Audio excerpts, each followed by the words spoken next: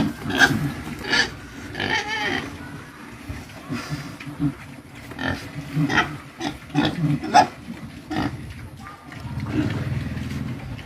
morning mga ka-agri. Yan, ang dumi ng mga alaga natin.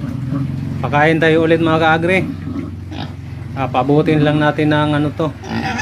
Naiba yung isip natin. Pabutin na lang ng Pasko. Yan. Ang dumi-dumi ng mga ano natin mga ka-agri, mga alaga natin. Kasi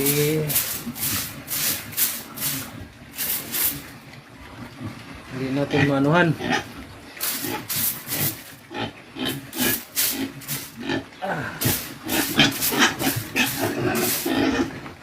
Kaya pumasok yung isa.